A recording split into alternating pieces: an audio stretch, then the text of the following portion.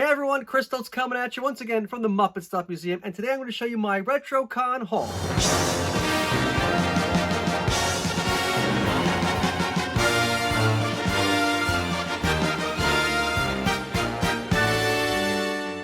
For those of you that don't know, Retrocon is the largest vintage retro toy show in the Philadelphia area. It's run by our good friends Rose and Tony, so if you're in the Philadelphia area around the September timeframe, definitely come and check it out. Of course, I wasn't just there to hunt for Muppet stuff, I was selling Muppet stuff and more as well. Along with Dave from Cinema Sickness, major shout out to my friend Jeff, who watched the booths while we were out hunting. And you can check out that video down below. Retrocon is always a great time to reconnect with many friends, including our friend Kurt, who dropped off a whole box of donations. So, before I show you what I picked up, let me show you all the amazing items Kurt donated to the museum. First up is this kite and sticker set released by Toy Biz in 1999. You can see Elmo and Cookie Monster at the top there, and the sticker set at the bottom, which features Snuffleupagus, Baby Bear, Little Bird, and even Barkley too. And even though there are a bunch of letters just floating in the back, you can still see it is brand new and factory sealed. Next up is this Sesame Street Shapes whiteboard. I guess it came with a bunch of shapes at one point. They are no longer here. On the back is the Sesame Street neighborhood, which I guess you could then put your shapes on. Okay, then we have a Sesame Street complete puzzle. It says complete on it, so I hope that's accurate. It features Bert, Betty Lou, Ernie, Cookie Monster, and Elmo looking in a fish tank. A Baby Fozzie plush from the 2018 Muppet Babies reboot. And here we have a Hasbro Softie Kermit plush from the original Muppet Babies. Now, I've been looking for this for a while. I don't believe I have it in my collection either. I always find it interesting that he's not wearing his traditional sailor suit. That's what he always wore, sailor suit for some reason. And then they would make these other products that didn't feature him in the sailor suit. So here he is with blue shorts and like this rainbow tank top thing. That's interesting. He looks kind of like muscly, like his own muscle beach. Like, yeah, look at my muscles. It's his imagination muscle. That's it. His imagination muscles have like super strength in him. I like it. He's ready to like Hulk out. Okay, here we have a t-shirt. It's a Kermit thinking shirt, almost like an Andy Warhol type print here. It's Kermit with an exasperated face. He's thinking, he's happy, he's thinking again. I'm thinking I like it. Here we have an Elmo with ice cream cake pan released by Wilton in 1996. A plastic Elmo head cup by Applause. A ceramic coffee mug, which is part of a whole line of Muppet products and illustrations that had a vintage sideshow theme, with Kermit as the ringleader. And inside the mug is Big Bird, still in his nest on skates. I like how the wind is blowing back his scarf and his hat. That is a nice touch. And there he goes. Here we have another Kermit shirt. It's Kermit with a Santa hat on. We have a whole bunch of Sesame Street building blocks. I'm not quite sure what these are, but you can see Snuffy there. Here's the count. Looks like Little Bird up there. 1, 2, 3, Cookies Cafe. I'm not quite sure what these are. There's a Big Bird figure in there, and it looks like Prairie Dawn or Betty Lou. All right, let me open this up and see what's in this. They're kind of like Legos. Here we have Big Bird, Oscar, Betty Lou, the Sesame Street sign, and this guy. There's also Duplo-esque figures of a cop and a little boy or girl, though I'm not quite sure if they are part of the original set. Oh wow, this is cool. It's an original 1975 Knickerbocker Ernie still in the box. Yes, the box is not exactly mint, but still, you don't really see these in the box even in this condition very often, so it's really neat to see. He is very nice. He's not like beat up or anything. Wow, really cool to find. Here you got Bert, Ernie, and Betty Lou. Yes, this is definitely Betty Lou because it says so right on the copyright on the back. So you got Bert, Ernie, and Betty Lou in this set. This is just the Ernie, and he is just in great condition, and I am shocked to see him like this. Because here is another Ernie Knickerbocker plush, and this is much more in the condition I'm used to seeing them in. This is the talking version. You would pull the string in the back here, but they never work anymore because the strings and the records inside, yes, there were actual records in there, just get worn out over time. They don't quite work. If you can... Do you like to watch Sesame Street? I think that's what he says. Let's see.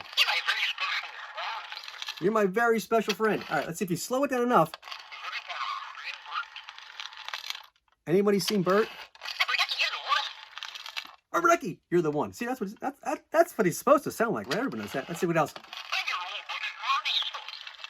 I'm your old bunny Ernie.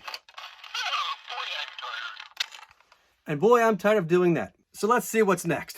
Here we have a Cookie Monster ceramic thing. I don't think this is licensed, but here we have Cookie Monster eating a cookie with a C is for cookie, and I guess a whole table full of cookies here that he's about to eat. Assorted dozen cookies. Cookies assorted 1 dozen. Oh, 10 dozen. I'm sorry, not 1 dozen. I was covering up the 10. 10 dozen cookies are kind of hidden in this ceramic piece here. I guess this was a knockoff or something that you could paint yourself. Interesting. It has someone's name on the back, Philia. So Philia, thanks for painting this Cookie Monster. It's gonna go somewhere in my museum. If only I knew where to fit 10 dozen cookies. All right, here we have a giant Play School Big Bird plush doll. Oh, this is actually one of the talking ones too. Let's see if this one works. Hi, I'm Big Bird. Well, hi, I'm Chris. I live on Sesame Street. Well, I live here in the MuppetStuff Museum. I live on Sesame Street. Yes, we got that. Want some birdseed? Not right now. I love you very much. Aw, thank you. Anyway, this was put out by Play School in 1986. Oh, here we have another Big Bird item. This is a Big Bird's cake pan mold set. This looks like it's from, looks like it's from the early 70s or 80s. This is by Pillsbury, and it comes with the cake pan, his beak and eyes, as well as a Big Bird feather frosting fluffer, as well as a how to do it folder with lots of good recipes. So you have a how to do it and a fluffer on a Big Bird cake pan set. Okay, anyway, moving on. This was put out by Pillsbury in 1977. Next up is a whole bag of what appears to be Sesame Street sheets. Let's see, here's the pillowcase, and it has a bunch of numbers. We have Cookie Monster, Bert, Ernie, Prairie Dawn. That is definitely Prairie Dawn and not Betty Lou, and the count. There's also a blanket in here that appears to be homemade, and I say that because on the one side, as you can see, is Grover and Big Bird, and on the inside is the Animaniacs. So I don't think this was licensed because they wouldn't have a Warner Brothers property and a Sesame Workshop property on the same item, especially not the Animaniacs and Sesame. They really doesn't go together. So that's interesting. Not a legit authorized licensed product, but still pretty cool. Next up, we have what appears to be an unlicensed Muppet Babies button. It's the Muppet Babies from the Star Wars spoof. It has Baby Piggy as Leia, Kermit as Luke Skywalker, Scooter as R2-D2, and Rolf, who I believe was Obi-Wan Kenobi in that episode. I think this next item is a Big Bird fish tank item. I believe you put this Big Bird in your fish tank and your fish can swim around him as he's reading this book. I believe that's what it is. I'm not quite sure. He's a little dirty. I'm going to have to clean this guy up. But I believe that's what this is, a Big Bird fish tank item, which is where I believe this Cookie Monster item goes as well. You know, under the sea, you know, for cookies. All right, I don't quite know what this is. It is just massive. It's a whole play set thing. It's got Big Bird on it, and it's got some letters and numbers. It's too big to even put in the shop. I'm just knocking stuff over now. It's got Big Bird and radar and a bunch of toys and letters. I guess it's a play mat or something. Pretty interesting. Next up is a set of Sesame Street dominoes put out by Golden Books in 1980. Here we see Bert, Ernie, Cookie Monster, and Prairie Dawn playing dominoes on the box. While the dominoes themselves feature the Count, Cookie Monster, Big Bird, Bert, Ernie, Oscar the Grouch, and Grover. Oh, this is neat. You might be seeing me wearing this in a future video because it is an Electric Mayhem t-shirt featuring Animal, Dr. Teeth, Zoot, Floyd, Janice, and oh, I don't see lips on here, but hopefully he will be on more merch soon. But man, that is such a cool print and cool design. You got the original bass drum logo, as well as the Dr. Teeth and the Electric Mayhem logo. You got the character signatures around it. That is really neat. What size is this? Let's see. It is a medium, so I can fit in a medium. It'll be a little tight, but that is cool. What a great shirt. Okay, well, that's the end of the Muppet items in this box, but let me show you what else is in there as well. Because we have a vintage Figment plush, another vintage Figment plush, although this one is slightly newer. I believe this one is from the late 80s. A vintage Figment PVC figure. There was other Figments in here originally that Dave saw and was like, I need that for my collection, so I gladly gave those to Dave, but these ones are for me. But that's not all that's in this box. There's a small Roger Rabbit plush, the Roger Rabbit movie novelization, as well as a bunch of Roger Rabbit and Roger Rabbit's Toontown comic books. Well, here we have 8 vintage Roger Rabbit blowouts, still brand new and factory sealed. For those of you that don't know, I also have a growing Roger Rabbit collection, so these are going to fit right in. Next up is not an item Kurt donated, but an item I traded him for. It is the Miss Piggy and Kermit Together Forever from the On the Road with Miss Piggy and Kermit collection put out by Hamilton Collectibles in 2006. This was a whole line of collectibles featuring the Muppets on motorcycles. I think there were 11 or 12 in the main line, and as well as a separate line of just Miss Piggy and Kermit. And I believe this completes my set of the main line. You can see Miss Piggy in his silver outfit with Kermit hanging on for dear life in the back. I like the addition of the smoke coming out the back. I like the dazzling diva written on the side. Rhinestone leather seats. It's got this rainbow thing coming off the bumper. Kermit is literally losing his lunch on the back of this motorcycle. And the pose is just fantastic. I mean, look at Miss Piggy's hair. It's just like free flowing. It's awesome. Look at Kermit's legs. They're just like dangling out in the air. These motorcycle figures are pretty rare and sought after, so it's great to finally get this in my collection. Our friend Booth Babe Greg, otherwise known as the Jersey Geek, stopped by our booth and donated a few copies of Boom Studios' trade paperback of the Muppet Show comic Treasure of Peg Leg Wilson. This, of course, is a collection of the 4-issue miniseries written and drawn by Roger Landridge in 2009. And while I was at his booth, I picked up this Muppet Babies comic put out by Harvey Comics in 1993, which is a reprint of the original Marvel Muppet Babies comics from the 80s. So now I'm going to show you what I actually picked up at the show. If you thought Kurt's donations were amazing, what do you see what I picked up from my friend Scott's booth? A copy of the Muppet Christmas Carol Golden Book, plush dolls of Kermit and Miss Piggy riding carrots.